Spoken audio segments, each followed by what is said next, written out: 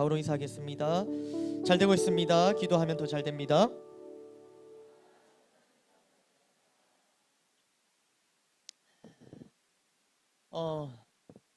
이번 주간은 고난 주간을 보내고 있습니다. 고난 주간. 그래서 잠시 광고를 드리면, 광고가 아니죠, 공지를 드리면, 그래서 담임 목사님께서 지금 조금 컨디션과 여러 가지 체력과 또 건강이 조금 좋지 않으셔서 여러분들 이따가 기도하실 때 또 목사님 회복을 위해서 합심해서 뜨겁게 기도해 주시면은 감사하겠습니다. 그래서 이제 육체적으로 또 이렇게 고난 주간을 맞아서 목사님 고난을 당하고 계시고, 저는 갑자기 설교를 준비하게 되면서 저는 저대로 또 고난을 당하게 엄청난 고난. 원래 금요일이 고난 주간 피크 아니겠습니까? 그래서 제가 지금 피크. 지난 주일은 종료 주일이었습니다. 그래서 제가 오후 열정 예배 때 종료 주일에 대해서 말씀을 드렸죠. 종료 주일은 어떤 의미가 있었습니까? 이제 다시지 않습니까? 어떤 주일입니까? 종료 주일은 예수님께서 예루살렘에 오셨는데 뭐 때문에? 십자가를 지시기 위해 오신 주일. 그것을 기념하는 주일이 바로 종료 주일입니다. 예수님께서 예루살렘에 딱 입성하는데 그 직전에 어떤 일이 있었냐면 죽은 나사로를 살리시는 기적을 주님께서 행하셨습니다. 그러니까는 이때까지와는 차원이 다르죠. 그냥 병든 사람, 그냥 좀 몸이 아픈 사람, 뭐 이 정도가 아니라 그냥 눈 안 보이는 사람 눈 뜨게 해주고, 귀 안 들리는 사람 귀 열어주시고, 이 정도였는데 그냥 죽은 사람, 눈도 안 보이고 귀도 안 들리고 아무것도 할 수 없는 죽은 사람 나사로를 살리셨습니다. 그러니까 이 소문과 소식을 들은 수많은 사람들, 말씀드렸지만 이것을 직접 본 사람들, 그리고 이것에 대해 들은 사람들 전부 다 막 그냥 나와갖고 이제 예수님이, 그 죽은 사람을 살렸던 예수님이 다시 예루살렘 들어오시니까 막 난리가 났던 거죠. 게다가 이때는 유월절, 유대인들에게 가장 큰 명절이라 사람들이 가득 모여 있었단 말입니다. 그 예수님이 딱 들어오실 때, 그게 지난 주일입니다. 딱 오실 때 어떤 일이 벌어집니까? 사람들이 나가서 두 가지 뭐였습니까? 첫 번째 종려나무 가지, 두 번째 호산나. 그러니까 종려나무 가지를 막 흔들고 호산나 이러면서 막 외치고 찬양하면서 예수님이 딱 그 나귀 새끼를 타고 딱 들어오실 때 이걸 막 환영했단 말입니다. 두 가지 의미가 있었습니다. 종려나무 가지는 무슨 의미가 있었습니까? 승리. 좀 기억력이 좋고 참 너무 좋습니다. 이렇게 자꾸 기억하시면 제가 반복해서 설교를 할 수 없잖아요. 저는 알고 있습니다. 내년 종료 주일에 때 까먹을 거라는 거 알고 있습니다. 그래서 걱정이 안 됩니다. 그러니까 종려나무 가지를 막 흔들었어요. 승리를 상징하는. 그러니까 이때까지 이스라엘 백성들이 어떻게 살았습니까? 계속 로마의 지배를 받으면서 완전히 그냥 계속 이렇게 짓눌려서 패배하는 삶을 살았지 않습니까? 그런데 이제 죽은 나사로도 살린 예수님이 예루살렘에 입성하시니까 이 예수님이라면 반드시 우리에게 승리를 가져다 주실 거다. 여기에 대한 소망을 담아갖고 막 가지를 흔들고, 호산나 의미가 뭐였습니까? 구원. 호산나, 구원하소서. 이게 구원. 그러니까 구원, 이 예수님이 분명히 우리를 구원해 주실 분이다라는 또 믿음과 확신이 있었습니다. 그러니까 그들이 생각했던 구원은 뭡니까? 자기들이 이때까지 폭력으로, 어떤 억압으로, 짓눌림으로 계속 당했던 거를 이제 구원, 여기서부터 구출되는 게 구원인데, 여기서부터 구출되고자 했던 그 구원의 외침에는 역으로 이게 구출되는 걸 승리라고 봤는데, 이것을 어떻게 자기들은 생각했냐면 다시 역으로 자기들에게 폭력을 가했던 로마를 다시 자기들도 폭력으로, 다시 역으로 압제로, 다시 그들을 포로 삼는 것으로 생각했다. 이걸 승리라고 생각했고 이걸 구원이라고 생각했습니다. 그래서 이것을 이루어 주실 예수님이 딱 오시니까 막 가지 흔들고 호산나 외쳤단 말입니다. 그게 지난주일. 그리고 예수님이 월요일 또 다니십니다. 이게 비유가 많이 나옵니다. 예수님 이제 입성하신 다음에 이 스토리가 많이 나옵니다. 뭐 막 무화과 나무 같이 보고 이거 열매를 못 맺노, 니는 아직 영영 못 맺을 것 같아, 이렇게 막 저주도 하시고, 막 여러 가지 비유를 막 하십니다. 그렇게 월, 화, 이제 수 보내고 목요일 뭐 합니까? 목요일 이제 우리 이번 주에 셀라이프 때 봤던 이 습관적으로 예수님이 산기도 가시잖아요. 예수님 습관은 기도, 습관적으로 기도하러 딱 올라가십니다. 그래서 기도 막 하고 있고 제자들은 슬픔에 자고, 슬픈데 왜 자? 근데 슬픈데 자. 그래, 제자들은 슬퍼서 잤대. 그러니까 어쨌든 간에 이렇게 하는 와중에 이제 그 목요일 밤에 가룟 유다가 사람들을 쫙 데리고 와서 예수님을 잡아갑니다. 그게 목요일 밤. 그리고 금요일 어떻게 됩니까? 이제 이 빌라도가 총독, 이 빌라도가 예수님의 죄를 찾으려고, 죄 몫을 찾으려고 밤새 신문합니다. 그런데 죄를 찾을 수 있습니까? 못 찾습니다. 그래서 이제 6월절 큰 명절이고 예수님 죄도 못 찾겠고 하니까 이 빌라도가 무리들한테 묻습니다. 자, 이제 명절에 한 명 죄를 놔주는 그 우리 관례가 있으니까 한 명 놔줄게. 이 예수를 놔주면 되겠나? 이렇게 묻습니다. 죄를 못 찾았으니까. 근데 그 무리들이 어떻게 얘기합니까? 어떻게 얘기합니까? 아니요. 저기 있는 저 바라바 강도를 놔주십시오. 예수 강도를 놔주고 예수를 못 박으십시오. 이렇게 얘기하는 거예요. 자, 이 무리들은 어떤 무리였습니까? 아까 종려나무 가지 흔들고 호산나 외쳤던 그 무리입니다. 그 무리가 이제는 완전히 돌변해서 강도를 오히려 풀어주고 예수를 십자가에 못 박으라고 얘기하고 있는 거예요. 와, 어떻게 불과 며칠 전에 이 종려주의를 맞아서 종려나무 가지를 흔들고 호산나를 외쳤던 사람이 어떻게 이럴 수 있을까? 정말 여러분 어떻게 이럴 수 있을까요? 사람이 어떻게 이럴 수 있어요? 무지한 사람들, 악한 사람들, 이 강단에서 가장 심하게 할 수 있는 욕, 바보, 이 바보 같은 사람들, 완전 바보 같은 사람들 아닙니까? 바보 답답하지 않습니까? 이거 뭐 하는 거예요? 자신들을 위해서 오신 예수님께 이게 무슨 짓입니까? 자신들을 목자 없는 양같이 불쌍히 여기셔갖고 육의 양식도 먹이고 오병이요 불쌍히 여기셔갖고 병든 자들 고치시고 살리시고 약한 자들 위로하시고 찾아가시고 예수님이 행하셨던 일 중에 안 좋은 일이 뭐가 있습니까? 다 좋은 일 행하셨는데 오히려 그들을 사랑하셔서 구원하시려고 오셨는데 도와주러 오셨는데 살리러 오셨는데 그 예수님에게 지금 뭐 하는 짓입니까? 뭐 하는 짓? 모릅니다. 그들은 몰라요. 자신들이 지금 무슨 짓을 하고 있는지를 모르는 거예요. 옆에 있었다면 우리 좀 말해주고 있지 않습니까? 옆에 있었다면 우리가 지금 그 2000년 전으로 뚝 돌아가고 옆에서 막 사람들이 극하고 있으면 우리 여러분 가만히 있을 겁니까? 어떻게 할 겁니까?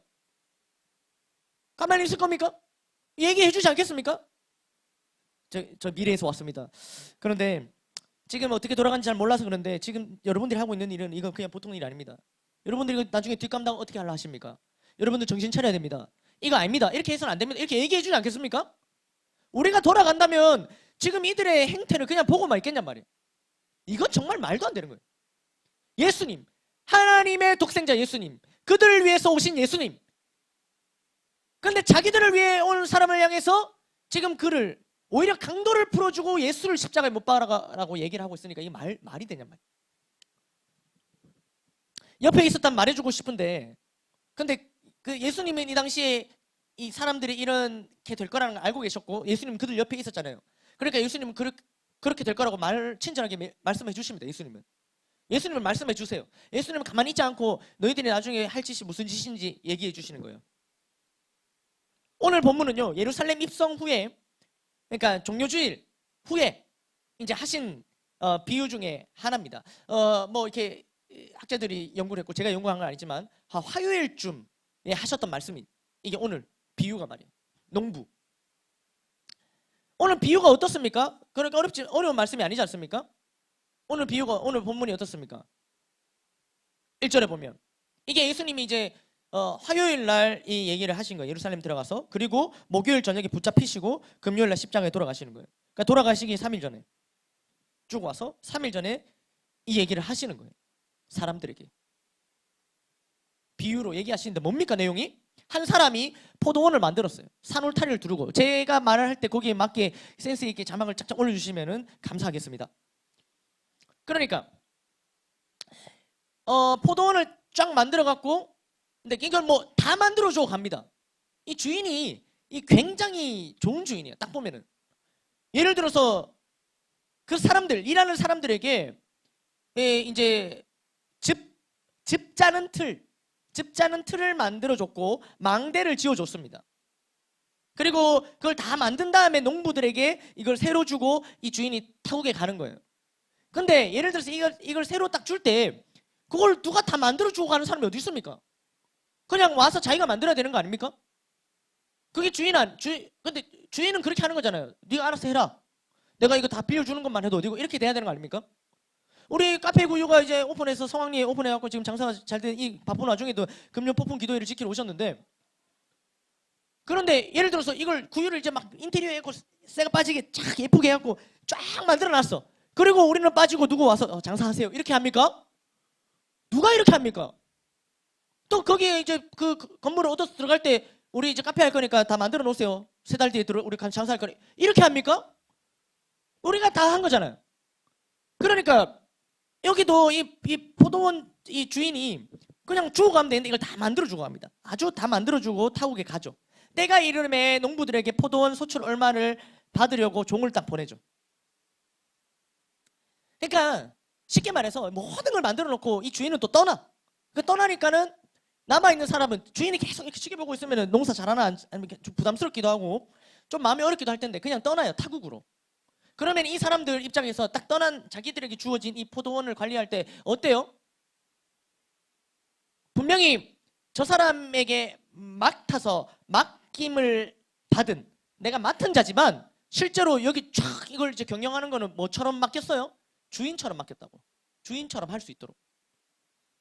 주인이 아주 너무 배려가 깊죠. 다 만들어주고, 그리고 이 불편할까 봐 주인을 떠나주고. 그러니까 주인처럼 이 모든 걸 누릴 수 있도록 다 줬어요. 그리고 때가 돼서 이제 소출, 때는 이제 그 포도원, 이제 포도가 자라서 열매가 맺힐 거 아닙니까? 때가 돼서 이거를 이제 좀 포도원의 소출 얼마를 이제 달라고 이걸 받아오라고 종을 하나 보냈더니 보내는 거예요. 그러니까 소출 전부를 달라고 보낸 것도 아니고 그 중에 아주 극히 일부를 달라고 종을 보냈습니다. 근데 어떻게 합니까? 말씀에 어떻게 합니까? 종 보냈더니 그들이 종을 잡아 어떻게 합니까? 종을 잡아 3절에 그냥 때린 것도 아니고 어떻게 때려요? 심하게 때리는 거예요. 심하게 때리고 소출 얼마나 줍니까? 거저 보냅니다. 그러니까 아주 심하게 때렸어요. 아주 심하게 맞아보셨습니까? 혹은 아주 심하게 때려보셨습니까? 그 뭐 잘 모르겠지만 어쨌든 심하게 때렸대. 엉망이 됐어요. 그리고 돌아갔습니다. 그러니까 또 어떻게 합니까? 이 주인 가만히 있지 않습니다. 어떻게 합니까? 다시 다른 종을 보냅니다. 그래도 주인이 아주 인자합니다. 그 종을 다시 보내지 않습니다. 심히 맞았으니까. 감사하죠. 또 가면 맞은데 또 맞아야 되잖아요. 다른 종을 보냅니다. 그러니까 이번에는 어떻게 합니까? 그들이 그의 머리에 상처를 내고 능욕을 합니다. 머리. 이 머리가 완전 급소 아닙니까?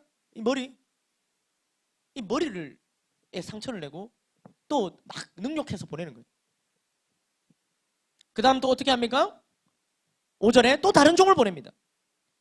그러니까 이번에는 어떻게 합니까? 급기야 그들을 죽입니다. 이번에는 죽여요.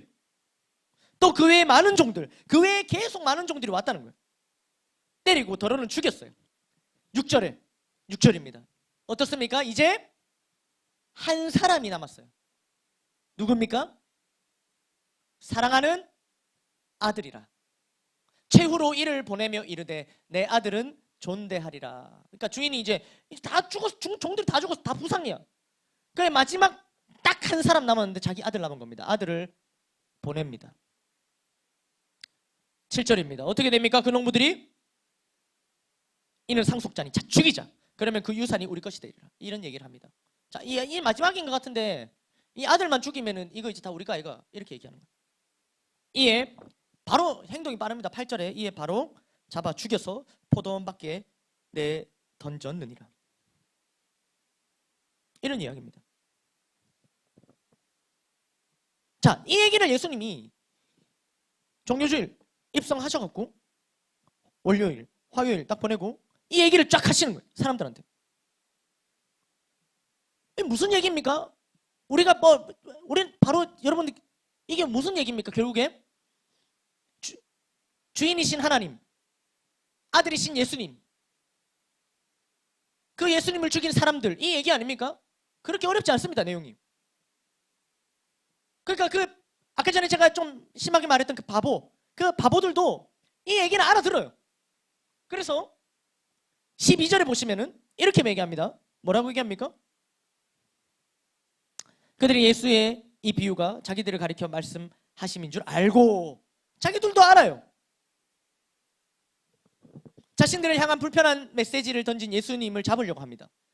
그러나 아직은 예수님을 따르는 무리가, 아직 화요일은 예수님 따르는 지지자들이 많았어요. 그러니까 그 무리가 두려워서 예수님을 그냥 두고 갑니다. 사실 그들은요, 무리가 아니라 예수님을 두려워했어야 됐습니다. 사실은 그들은요, 들려지는 말씀이 자신들을 향한 말씀이라는 걸 깨달았다면 예수를 두고 가는 것이 아니라 예수님 앞에 무릎을 꿇었어야 됐어요. 그러나 그들은 이 얘기를 딱 들으니까 이거 우리 얘기네, 이런 얘기는 알긴 알아요. 그러나 그 이후에 그들은 그냥 가버립니다. 어쨌든 중요한 것은 뭐냐면요, 자, 아까 우리 말했잖아요. 종려나무 막 흔들고 호산나 외치다가 어떻게 그 사람들이 바로 손바닥 뒤집듯 마음을 뒤집어서 그 예수님을, 강도를 살려주고 예수를 못 박으라고 얘기를 할 수 있을까? 정말 너무한 거 아닙니까? 라고 하는 심정이, 예수님도 이런 심정으로 자 이렇게 쫙 비유해 주시면서 이게 너희다 라고 쫙 알려주셔요. 그리고 이게 너희다라고 알려주시고 그들은 그걸 깨달아요. 그런데 이게 무슨 짓을 했는지 이렇게 얘기를 하고 알려줘도 깨닫지 못하는 사람도 있어요. 앞으로 하게 될 그 짓이 얼마나 끔찍한 짓이고 정말 해서는 안 되는 짓인지, 아니 혹은 과거에 너가 했던 그 짓이, 그 일이 얼마나 참 끔찍한 일이었는지를 이렇게 알려줘도 못 알아먹는 사람도 있다고. 그게 누구인 줄 아십니까? 성경에서 제일 단편적으로 그걸 진짜 못 알아들었던 사람, 여기 있는 이 바보 이들도 알아들었는데 진짜 못 알아들은 사람이 있어요. 누굽니까? 바로 다윗입니다. 다윗은 못 알아들었어요. 무슨 짓을 했는지 알려줘도 못 알아듣는 사람 다윗. 사무엘하 말씀인데요, 11장 말씀입니다. 우리 다 아는 얘기입니다. 우리아의 아내 밧세바를 범한 얘기입니다. 우리 이 얘기 스토리로 말씀이 되어 있으니까 말씀을 통해서 그걸 쭉 보겠습니다. 1절에 다윗은 어떻게 합니까? 어떻게 합니까? 자, 자신들의 부하들은 어디가 있습니까? 전장터에 나가 있습니다. 보시면 말씀 띄워주고 계시죠? 네. 그런데 다윗은 나가지 않습니다. 전장터에 그대로 있습니다. 그리고 2절에 보시면 저녁때 침상에서 일어납니다. 자기들 부하들은 다 전쟁터 나가 있는데 이 사람은 저녁에 일어나는 거예요. 늦잠 잤습니다. 늦잠도 뭐 엄청나게 잤나 봐요. 저녁에 돼서야 침상에 일어납니다. 그리고 일어나서 왕궁 옥상에 거닙니다. 이렇게 옥상을 이렇게 부동한데 이러면서 많이 잤더니 옥상을 막 돌다가 그곳에서 보니 한 여인이 목욕을 하는 것을 봅니다. 이렇게 쫙 이제 저녁까지 늦게까지 자고 옥상에 딱 올라갔는데 한 여인이 목욕을 하는 걸 본 겁니다. 옥상에 가는데 한 여인이 목욕하는 걸 본 건지, 한 여인이 목욕하는 걸 보려고 옥상에 올라갔는지 알 수는 없으나 어쨌든 옥상에 올라갔고 여인이 목욕하는 걸 봤다는 거예요. 그리고 그 여인에 대해서 알아보라고 시켜요. 알아보라고 시키니까는 이제 그 사람이 누구냐면 우리아의 아내 밧세바입니다. 이렇게 딱 보고가 들어옵니다. 우리아의 아내 밧세바입니다. 자, 뭘 알게 된 겁니까? 유부녀라는 걸 알게 됐어요. 알게 되었는데도 그 여자를 데려오랍니다. 그리고 동침합니다. 그런데 그 여인이 임신을 합니다. 다윗은 정욕대로 행했죠. 죄를 범했습니다. 그리고 자신의 죄를 은폐하려고 합니다. 죄를 지을 때는 좋지만 짓고 나면 죄는 굉장히 부끄러운 겁니다. 우리를 부끄럽게 합니다. 드러나면 아주 수치스러운 게 바로 죄입니다. 그러니까 이 죄가 드러나지 않도록 은폐하려고 하는 거예요. 다윗은 요압을 불러서 우리아를 전쟁터에서 자신에게로 데려오게 하는 거예요. 그러니까 우리아를 이제 전쟁터에서 오게 해서 어떻게 합니까? 집으로 보내갖고, 그러면 이제 이 밧세바가 임신한 게 자기가 아니라 우리아 때문에 임신한 것처럼 알리바이를 만드는 겁니다. 당시에는 유전자 검사 이런 게 있었겠습니까? 유전자 검사 이런 게 없어요. 유전자 검사가 없기 때문에 태어났는데 얼굴이 다윗이야. 그래도 유전자 검사가 없어. 어떻게 할 수가 없어. 그러니까 자신의 죄를 은폐하기에는 너무 좋은 생각이었죠. 그러나 우리아는 집으로 가지 않습니다. 집으로 안 가요. 집에 보내야 되는데 11절에 우리아가 이렇게 매겨. 11절에 우리아 엄청납니다. 우리아 11절 됩니까? 시작. 이렇게 말하는 거예요. 이스라엘과 유다가 야영 중에 있고 내 주 요압과 내 왕의 부하들이 바깥들에 진치고 있거늘 내가 어찌 내 집으로 가서 먹고 마시고 내 처와 같이 자리일까?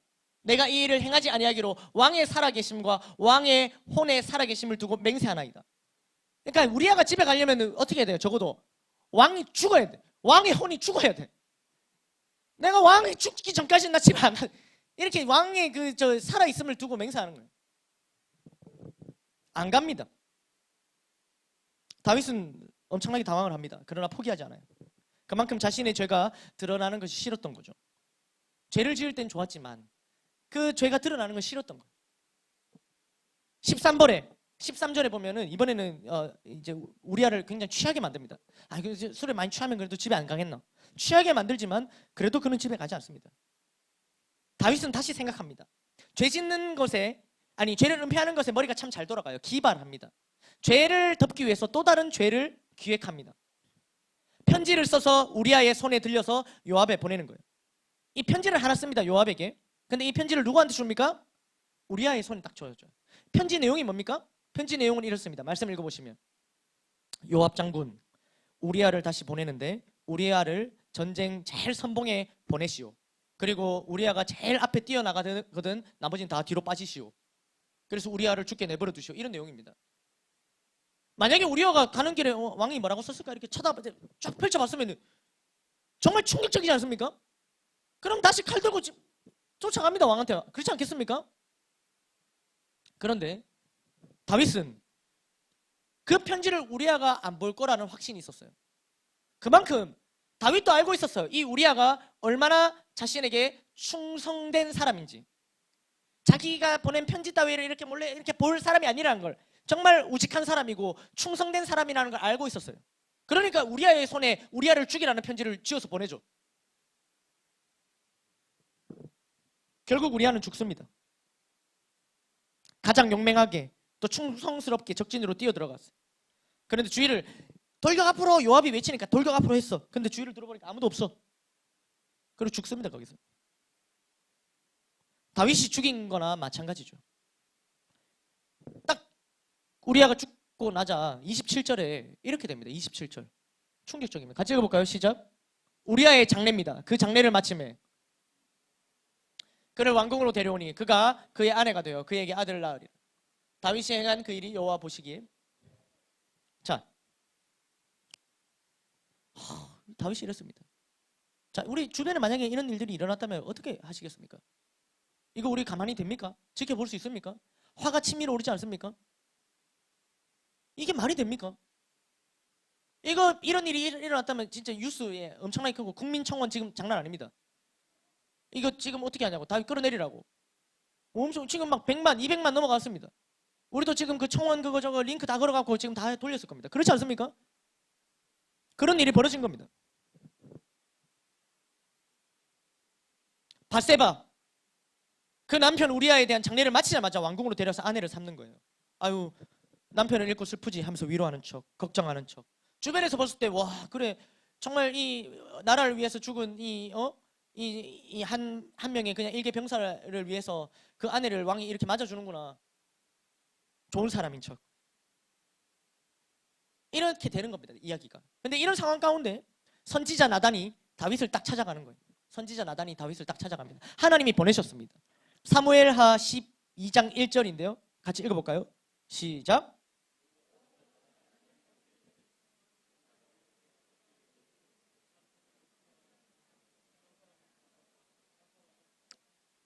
다윗이, 그러니까 나단이, 여호와께서 나단을 다윗에게 보내셔서 이제 나단 선지자가 딱 다윗에게 가요. 그리고 이런 이야기를 들려줍니다. 왕이시오, 두 사람이 있었습니다. 한 사람은 아주 부자고요, 한 사람은 가난한 사람이 있었습니다. 근데 부자는 당연히 양이나 소가 엄청나게 많았고 그 당시 재산을 상징하는. 근데 이 가난한 사람은 어땠어요? 재산이 3절에 보시면 아무것도 없고 자기가 사서 기르는 작은 암양 새끼 한 마리뿐이에요. 그 암양 새끼는 그와 그의 자식과 함께 자라며 그가 먹는 것을 먹으며 그의 잔으로 마시며 그의 품에 누움으로 그에게는 딸처럼 되었거늘. 우리 뭐 어떻습니까? 여러분 애완견 이런 거 키워보셨죠? 애완묘 그거 어떻게 합니까? 이게 어떻게 합니까? 이 가난한 사람은 이 암양 새끼를 자기가 먹는 그 컵 같이 쓰고 먹는 음식 같이 먹고 그러니까 같이 자고 거의 뭐 딸처럼. 이거 이해하는데 어렵지 않으시죠? 이게 완전 가족이에요. 가족. 이 가족입니다. 전에 이렇게 안 키워봐서 잘 모릅니다. 그런데 그 저희 사모가 한 20년 가까이 키운 강아지가 5년 전에 죽었습니다. 한 4년 전에 죽었나요? 근데 아직도 생각을 합니다. 작년까지는 죽은 지 3년이 지났는데도 그 강아지를 떠올리면 눈물이 흐르더라고요. 저는 모르겠지만 아무튼 그런가 봐. 그런 게 있나 봐요. 그러니까 그런 암양 새끼 정말 가족 같은, 그리고 재산의 전부, 그냥 재산 정도가 아니라 완전 가족 같은 이 암양 새끼 한 마리. 그 암양 새끼인데요, 한 마리 딱 있는데, 근데 4절에 보시면 어떤 행인이 부자에게 왔어요. 손님이 왔어. 근데 부자가 자기에게 온 행인을 위하여 이제 손님 대접해야 되는데 양과 소를 이렇게 대접을 하는 거예요, 손님한테. 근데 자기한테는 양과 소가 많아서 그 중에 하나 잡으면 되는데 자기 거는 아까우니까 안 잡고 이 가난한 사람의 유일한 가족 같은 이 암양 새끼 이거를 갖다가 빼앗아 옵니다. 4절에 보면 가난한 사람의 양 새끼를 빼앗아다가 자기에게 온 사람 위하여 잡았나이다. 죽인 거예요. 여러분 어떻습니까? 우리 조금 애완 그걸 기르시는 분들은 어떻습니까? 마음이 어떻습니까? 여러분 자신의 그거를 그렇게 됐다고 생각해보면 어떻습니까? 진주를 누가 뺏어갔어요. 진주는 동시영 권사님의 강아지입니다. 뺏어갔어요. 그리고 죽였어요. 그거밖에 없는데 화가 치밀어 오르지 않습니까? 자기는 많은데. 그러니까 다윗이 이 얘기를 딱 들으니까 뭐라 합니까? 5절에 그 사람으로 말미암아 노하여 분노합니다. 다윗도 이거 듣다 보니까 열받는 거예요. 그리고 나단에게 이렇게 말합니다. 여호와의 살아계심을 두고 맹세하노니 이 일을 행한 그 사람은 마땅히 죽을 자라. 이건 완전 그 사람 내가 반드시 그 사람 죽인다 이렇게 얘기하는 거예요. 진짜 안 되겠구만. 누구? 이렇게 막 팔걷어 붙이면서. 7절입니다. 7절에 나단이 이렇게 얘기합니다. 다윗에게 뭐라 얘기합니까? 같이 읽어볼까요? 나단이 다윗에게 이르되 당신이 그 사람이라. 당신이 그 사람이라. 그 사람 당신입니다. 얘기를 하는 거예요. 그러면서 뭐랍니까? 이스라엘의 하나님 여호와께서 이와 같이 이르시기를 내가 너를 이스라엘의 왕으로 기름 붓기 위하여 너를 사울의 손에서 구원했는데 8절에 뭐랍니까? 내 주인의 집을 내게 주고 내 주인의 아내들을 내 품에 두고 이스라엘과 유다 족속을 내게 맡겼느니라. 아까 그 주인처럼 포도원 만들어주고 틀 만들어주고 망대 세워주고 다 맡겼던 거예요. 만약 그것이 부족하였을 것 같으면 내가 내게 저것을 더 주었으리만 부족하지 않도록 다 해줬는데 9절에 뭐라고 합니까? 그러한데 어찌하여 네가 여호와의 말씀을 업신여기고 나보기에 악을 행하였느냐? 네가 칼로 햇사람 우리아를 치되 암몬 자손의 칼로 죽이고 그의 아내를 빼앗아 네 아내로 삼았도다. 그러니까 다윗이 하는 행위 그 죄를 다 드러낸 겁니다. 아주 세세하게 아주 상세하게 하나님께서 그렇게 하라고 시키신 거죠. 나단 선지자. 당신이 그 사람이라. 당신이 그 사람이라. 다윗은 그제야 깨달았습니다. 그러니까 비유를 알려줬어. 아까 전에 뭐 어떻습니까? 비슷한 비유입니다. 다 맡기고 다 주고 했는데 아들을 죽여버려요. 이걸 들은 그 바보 같은 사람들은 그래도 우리를 향한 얘기구나 이건 알아들어요. 근데 다윗은 똑같이 나단 선지자를 통해서 이 비유를 딱 들려주는데 이걸 듣고 아 이게 내 이야기구나 이게 알아들어야 되는데 못 알아먹어. 그게 누굽니까? 근데 당신 죽이겠습니까? 이렇게 나오는 거예요. 나단 선지자 뭐랍니까? 당신이 그 사람이라. 당신이 그 사람이라.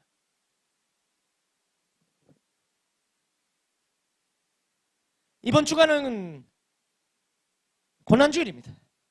오늘은 성금요일이라고 불리는 그런 금요일입니다. 예수님께서 십자가에 못 박혀 죽으심을 우리는 이번 한 주 조금 더 깊게 묵상하는 시간으로 가집니다. 사람들은 금식을 하기도 합니다. 우리도 작년에는 또 금식을 하기도 했습니다. 셀별 릴레이 금식도 했고 뭐 개인별 금식도 했고 지금도 아마 제가 제가 돌아듣기로는 금식을 하고 계신 분들이 있는 걸로 알고 있습니다. 특별 새벽 기도를 작정하기도 하고 뭔가 특별 기도를 작정하기도 합니다. 이때만이라도 십자가를 더 생각하자는 거죠. 예수님이 지셨던 십자가, 예수님이 달려 돌아가셨던 그 십자가. 우리는 십자가에 대해서 잘 알고 있습니다. 내 죄를 위해서 나를 살리려고 주님이 지셨다는 것을 알고 있습니다. 알고 있지 않습니까? 예수님의 십자가의 의미를 가장 잘 나타내주는 게 이사야서 53장 4절에서 6절 말씀인데 이 말씀을 우리 다 한번 이게 십자가니까요. 한번 같이 읽어보겠습니다. 시작.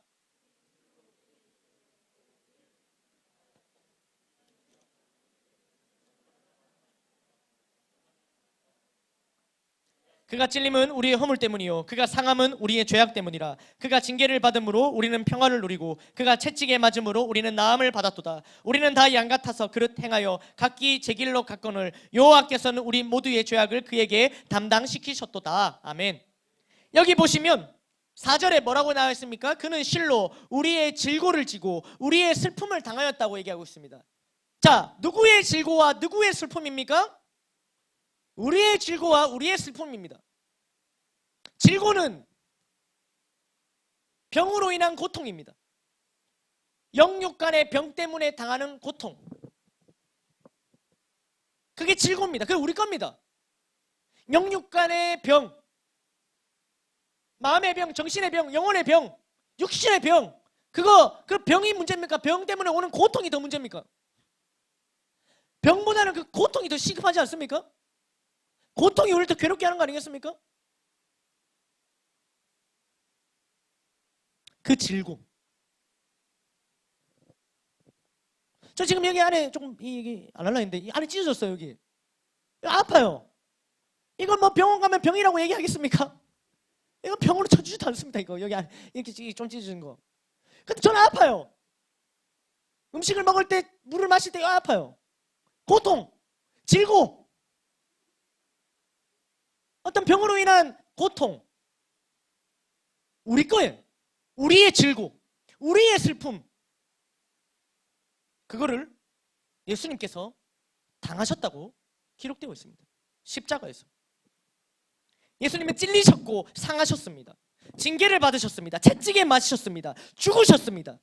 누구 때문입니까? 우리 때문입니다. 우리 십자가 잘 알고 있지 않습니까? 우리 죄 때문이에요. 우리의 무지 때문입니다. 그래서 예수님이 십자가를 지셨어요. 우리가 겪어야 할 고통, 우리가 당해야 할 슬픔을 주님께서 대신 당하셨습니다. 예수님께서 찔리심으로 우리의 허물이 벗어졌고 예수님께서 상하심으로 우리의 죄 문제가 해결되었습니다. 아멘. 예수님께서 징계를 받음으로 우리는 평화를 누리고 예수님께서 채찍에 맞으심으로 우리는 나음을 얻었습니다. 아멘. 무엇보다도 예수님께서 죽으심으로 우리가 살아났습니다. 아멘. 이게 십자가. 십자가 잘 알고 있지 않습니까?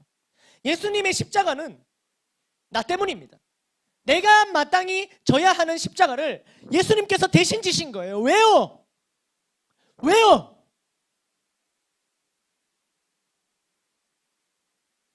왜요? 내가 져달라 했습니까? 왜요? 사랑하니까. 나를 사랑하시니까. 그러니까 내가 져야 되는 질고, 내가 져야 되는 슬픔, 내가 맞아야 되는 채찍, 내가 당해야 되는 상함, 내가 당해야 되는 징계,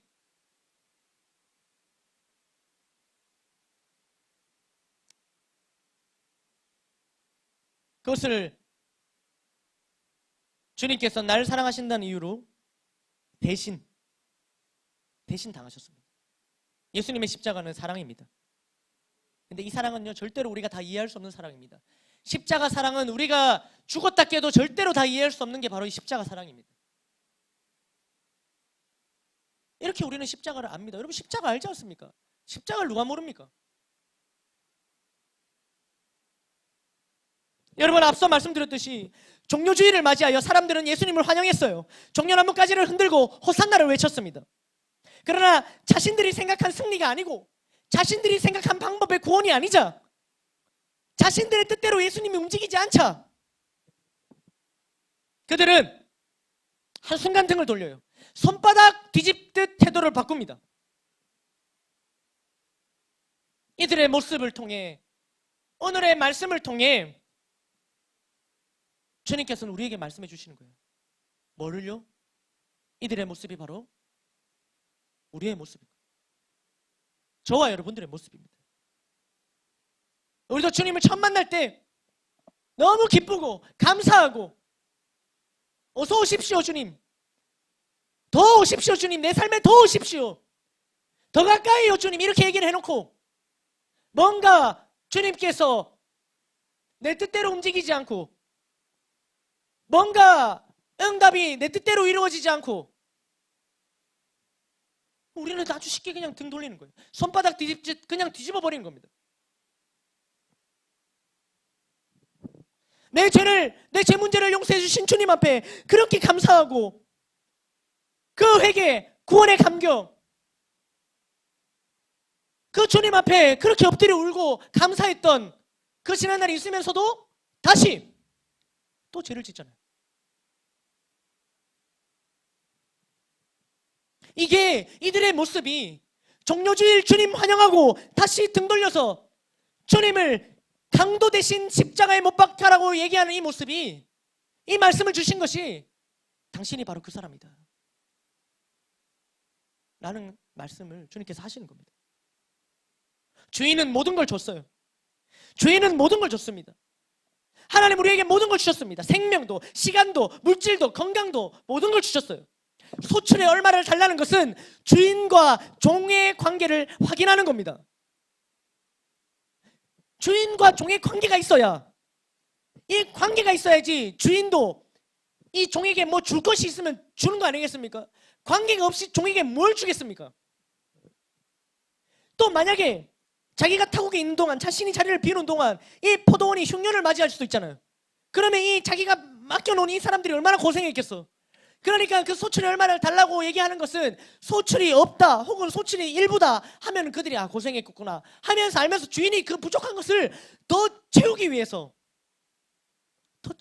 아까 나단 선지자를 통해 하나님 그렇게 말씀하셨잖아요. 내가 이스라엘과 이 왕궁과 이 아내들과 이 집과 소유를 다 줬는데 네가 부족하다면 내가 더 줄 수 있는데, 똑같은 말씀을 하셨잖아요.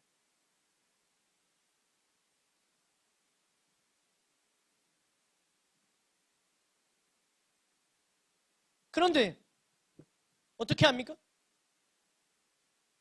다 줬는데 오히려 좀 뭔가 필요한 게 없나 그래서 확인했는데, 주인과 종과의 우리가 관계를 확인한 건데, 그런데 주인의 뜻도 모르고 그들은 주인이 보낸 아들을 죽입니다.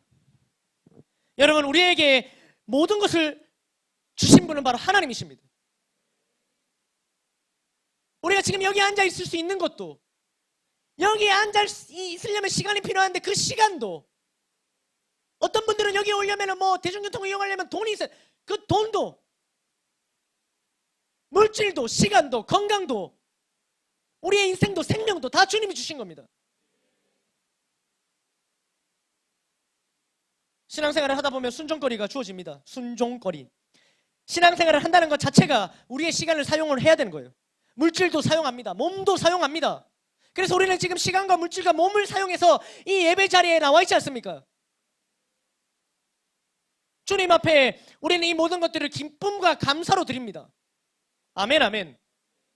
그러나 그러다 보면 무엇인가 뭔가 아까워질 때가 있어요. 마음에 계속 이렇게 해도 되는가, 뭔가 불안한 마음이 들어오기도 합니다.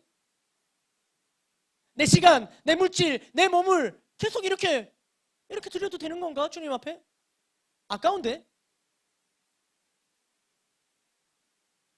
분명 주인이신 하나님께서 주신 것들이고 나는 이것들을 맡긴 청지기인데, 주님께서 워낙 이거를 우리가 청지기한테 맡기셨지만 주인처럼 쓸 수 있도록 맡기셨기에 우리가 이걸 사용하다 보면, 쓰다 보면은 내가 주인 같아 돼버린 거예요. 내 거지. 그래서 주인이 되려고 하는 거예요. 아담과 하와가 그랬습니다. 에덴 동산을 다 맡기셨어요. 그리고 주인처럼 활보하라고 했지 주인이 되라고 얘기하지 않았습니다.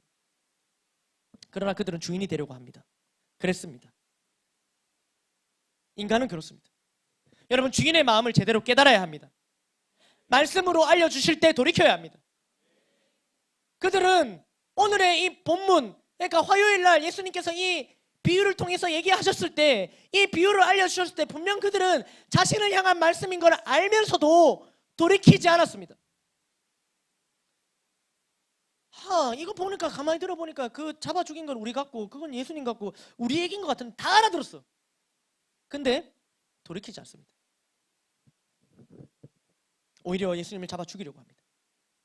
잡아 죽이려고 했는데 무리가 두려워서, 괜히 무리들이 폭동이 일어날까봐 무리가 두려워서 예수님을 잡지 못한 거예요. 아까도 말씀드렸지만 그들이 두려워해야 될 상은 그 무리가 아니라 예수님을 두려워했어야 됐어요.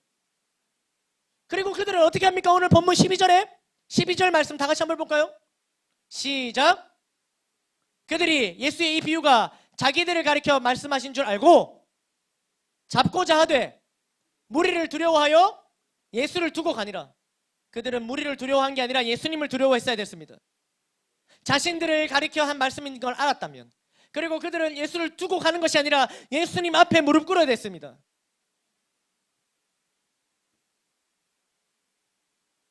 주님께서 해주신 말씀을 듣고, 이게 나에게 하시는 말씀이구나. 여기까지 깨닫는 것도, 아는 것도 참 중요하지만 그 다음의 행동이 더 중요한 거예요. 다윗은 나단 선지자가 말해주는 것이 자신을 향한 말씀인지 몰랐어요.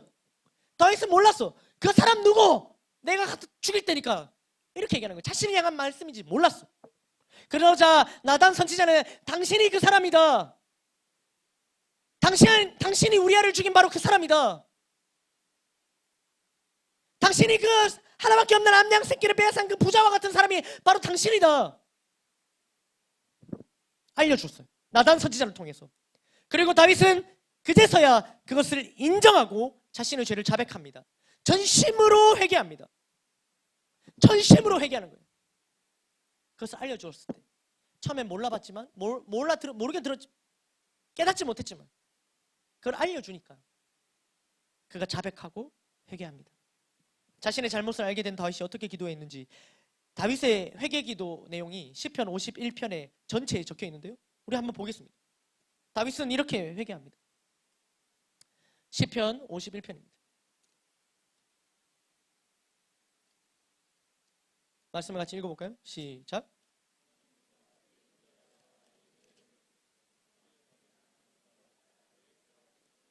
자, 우리 사실 이렇게 읽을 수 있는 내용이 아닙니다. 그냥 내 죄악을 지워 주소서 이렇게 읽을 수 있는 내용이 아닙니다. 다윗의 심정입니다. 이걸 나단 선지자를 통해서 깨닫게 되었을 때, 나구나, 내가 바로 그 사람이구나 깨달았을 때, 그때 회개하는 마음으로 부르셨던 내용이에요. 하나님이여, 주의 인자를 따라 내게 은혜를 베푸시며 주의 많은 긍휼을 따라 내 죄악을 지워주소서. 나를 불쌍히 여겨주소서. 그리고 2절에 나의 죄악을 말갛게 씻으시며 나의 죄를 깨끗하게 하소서. 깨끗하게 하소서. 물은 나는 내 죄과를 아오니 내 죄가 항상 내 앞에 있나이다. 이제는 알겠습니다. 주님, 내가 내 죄과를 알겠습니다. 내가 주께만 범죄하여 주의 목전에 악을 행하여 싸우니 주께서 말씀하실 때에 의로우시다 하고 주께서 심판하실 때에 순전하시다 하리이다. 내가 죄악 중에서 출생하였으며 어머니가 죄 중에서 나를 잉태하였나이다. 보소서, 주께서는 중심이 진실함을 원하시오나니 내게 지혜를 은밀히 가르치시리이다. 우슬초로 나를 정결하게 하소서. 내가 정하리이다. 나의 죄를 씻어 주소서. 내가 눈보다 희리이다. 계속해서 얘기하는 거예요. 나를 깨끗하게 하소서. 고쳐주소서. 회복되게 하여 주시옵소서. 나를 불쌍히 여겨주시옵소서. 8절에 내게 즐겁고 기쁜 소리를 들려주시사 주께서 꺾으신 뼈들도 즐거워하게 하소서. 주의 얼굴을 내 죄에서 돌이키시고 내 모든 죄악을 지워주소서. 하나님이여 내 속에 정한 마음을 창조하시고 내 안에 정직한 영을 새롭게 하소서. 나를 주 앞에서 쫓아내지 마시며 주의 성령을 내게서 거두지 마소서. 나를 주 앞에서 쫓아내지 마시며 주의 성령을 내게서 거두지 마시고. 간절하게 기도합니다. 주의 구원의 즐거움을 내게 회복시켜 주시고 구원의 기쁨, 구원의 감격, 구원의 확신을 회복시켜 주시고 자원하는 심령을 주사 나를 붙드소서. 그리하면 내가 범죄자에게 주의 도를 가르치리니 죄인들이 주께 돌아오리리라. 하나님이여 나의 구원의 하나님이여 피 흘린 죄에서 나를 건지소서. 내 혀가 주의 의를 높이 노래하리이다. 주여 내 입술을 열어주소서. 내 입이 주를 찬송하여 전파하리이다. 주께서는 제사를 기뻐하지 아니하시나니 그렇지 아니하면 내가 드렸을 것이라. 주는 번제를 기뻐하지 아니하시나이다. 하나님께서 구하시는 제사는 상한 심령이라. 하나님이여 상하고 통회하는 마음을 주께서 멸시하지 아니하시리이다. 주의 은택으로 시온에 선을 행하시고 예루살렘 성을 쌓으소서. 그때 주께서 의로운 제사와 번제와 온전한 번제를 기뻐하시리니 그때에 그들이 수소를 주의 제단에 드리리이다. 아멘.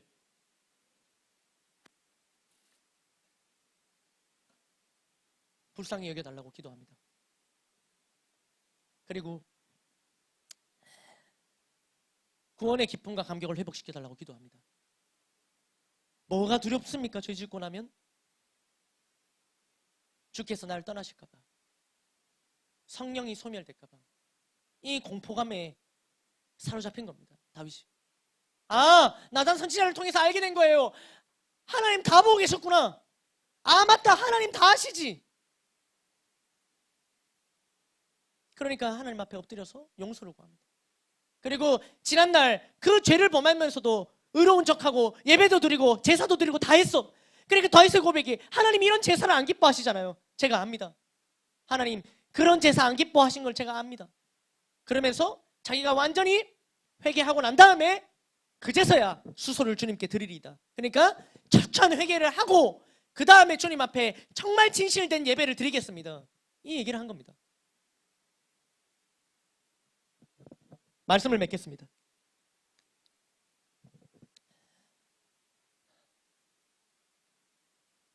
오늘 말씀을 통해 그리고 고난주간을 맞이하여 예수님의 십자가를 다시 묵상합니다. 예수님은 바로 나 때문에 십자가를 지셨습니다. 내가 그리고 바로 여러분이 예수님의 십자가에 못 박은 겁니다. 내가 그리고 여러분이 예수님의 십자가에 못 박은 겁니다. 우리는 말씀을 대하고 어떻게 종려나무를 흔들고 어떻게 호산나 외치던 사람이 손바닥 디디듯이 마음을 돌이켜갖고 강도가 아니라 예수를 십자가에 못 박으라고 얘기한 걸 보면 우리는 분노가 치밀어 올라요. 어떻게 그럴 수 있지? 와, 어떻게 그럴 수 있지? 이들의 행태를 보고 또 아무것도 모르고 채찍질하고 욕하고 예수님을 조롱하고 그런 예수님이 부끄러워서 제자들은 예수님을 다 떠나고 부인하고 그걸 보면서 우리는 막 어떻게 이럴 수 있지? 예수님이 어떻게 하셨는데? 분노가 차올라요. 어떻게 이럴 수 있지? 그런데 오늘 말씀을 통해서 주시는 거예요. 당신이 그 사람이다. 당신이 그 사람이다. 제가 그 사람이에요.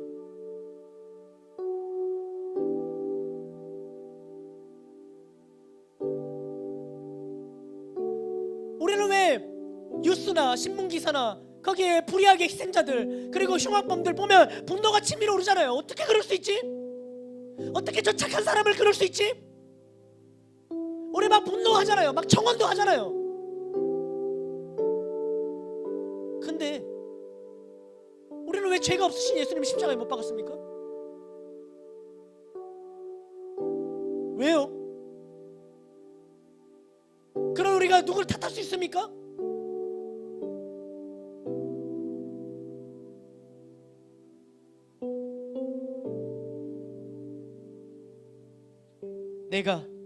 제가 그리고 여러분이 예수님을 십자가에 못 박은 그 사람입니다. 당신이 그 사람입니다. 예수님은 우리가 예수님이 십자가에 못 박힐 것을 아시면서도 오셨어요. 아시면서도 십자가는요 2000년 전에 일어났던 사건입니다. 단회적인 사건이고 종료되었습니다. 우리가 종료주일 또 성금요일 이걸 기념한다고 해서 예수님이 지금 다시 십자가에 못 박히거나 그런 일이 일어난 건 아닙니다. 이때 이미 이 단회적인 사건을 통해서 평화와 나음을 주시고자 오셨고, 이 평화와 나음은 이미 우리에게 임했습니다. 그것을 실제로 우리는 받았습니다. 우리의 질고와 우리의 슬픔을 주님 다 담당하셨어요. 그가 찔림으로 우리의 나음을 받았습니다. 우리의 모든 죄악을 담당하셨다고요. 더 이상 이게 우리에게 남아있지 않았어요. 다 해결되었습니다.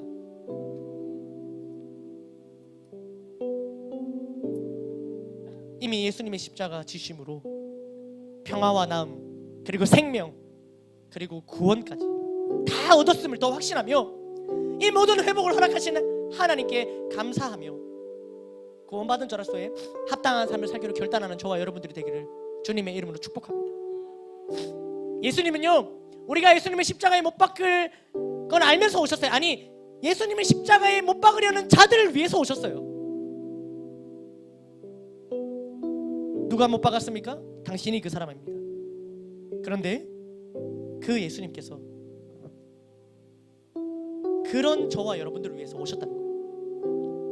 우리가 절대 알 수 없는 하나님 아버지의 사랑, 그 사랑으로 저와 여러분이 하나님의 그 사랑을 받은 바로 그 사람입니다. 당신이 바로 그 사람입니다.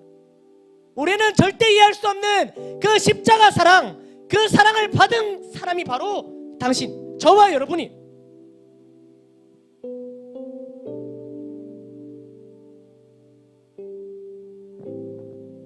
이 밤 아까 다윗이 했던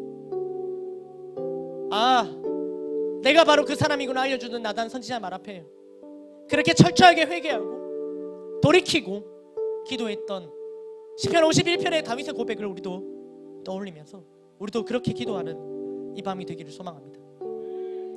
예수님의 십자가 앞에 우리의 모습, 있는 모습 그대로 나아갑시다. 하나님 앞에 나아갈 때 우리의 죄악을 은폐하려고 어떤 시도도 하지 마시고 그냥 주님 앞에 있는 모습 그대로 나아갑시다. 있는 모습 그대로를 사랑하시는 주님 앞에 그대로 나아갑시다.